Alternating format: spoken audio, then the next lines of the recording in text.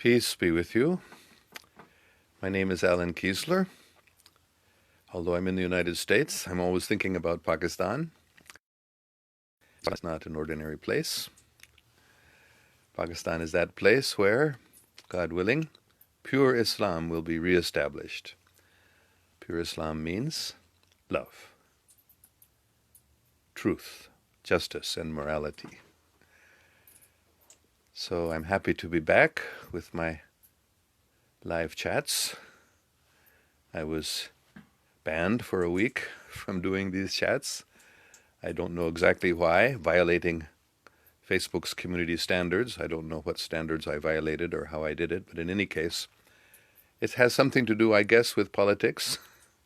So I've decided from now on, I'm not going to talk about politics at all, because more important to understand spiritual truths, and that's very, very important. So I'm going to do one thing today only, repeat what I've told about before, two very important spiritual points. The first one is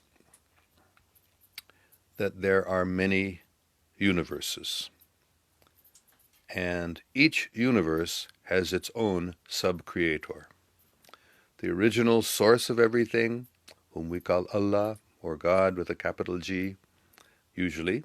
There are different names, of course, and different words can be used in different ways, but there's only one supreme source of everything. One, you can say, supreme creator or originator of everything. But there are many, many universes, and each universe has its own sub-creator. So this is not shirk. I have talked about this before, and some people have responded always saying more than one God. No, there's only one original God, one source of everything, but there are many sub-creators. One original creator, source of everything, many sub-creators. So sometimes those sub-creators are called gods, but they are not the one original God. There's only one. And only the one original God is worthy of ibadat, which I've not found a proper English word for it, maybe adoration, but it's that because ibadat is related to the word abd, slave. So the one supreme master is the only one who is worship of that sort of ibadat, because everyone is the servant of that one God. Even the great sub-creators of the universes are servants of the one supreme God, the one source of everything. So that's the first point I wanted to repeat, and I wanted to stress the point that this is not shirk, because that's what quite a few people have objected when I've said this. No, that's not shirk. There's only one supreme God, but there are many sub-creator gods. Each universe has its own sub-creator, and those sub-creators are so powerful, they can create a whole universe. They are sometimes called gods, but they are not the one original supreme God, Allah, who there is only one of, and can only be one supreme source of everything. Okay, the second point I wanted to make is that God has form. The original source of everything is not formless. Most people think, I think most people think that way, many people certainly. I've heard it again and again and again from people in so many different traditions, so many different communities, who think that God has no form. So the reason for that is, well, there are two reasons I can explain. One reason is we think that form means limitation. We think form means having a certain size, and therefore that person or that thing that has a form is limited to that size. But Allah is not like that.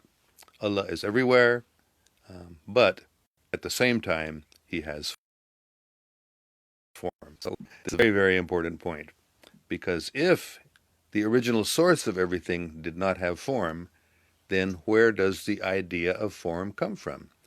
Because we may think that formlessness is superior to form, because formlessness means that thing that is formless can be everywhere. And we think that form means limitation, and it can only be in one place. But form is actually superior to formlessness in terms of science or in terms of mathematics, form has more information in it. And something with more information is to something with less information in it. So God must have form. The one original supreme source of everything must have form.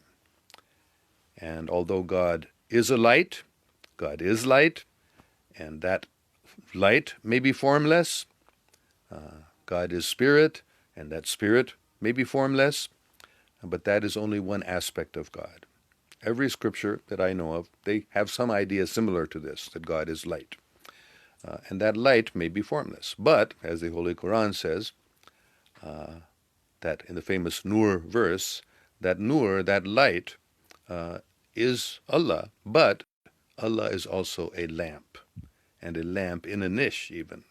So it's a little difficult to understand this, but certainly a lamp has form. A light does not have form, but a lamp has form. So the lamp is the source of the light. The light is not the source of the lamp. Okay, that's all I wanted to say, and as I just made a post, I'm from now on going to give just a short talk. I'm not going to take questions with this talk because people always complain my talks are too long because they're along with the questions. They go on for an hour or more often. So I'm making these short talks so people will be encouraged to watch at least this much, and then if they want to, they can watch the longer chat. If you have a lot of good questions, it may go on for a long time. Okay, thank you all very much. I'm going to end this short talk now, and in a short time I will start again a live chat, which you may ask questions. Okay. Allah Hafiz. May God protect us all.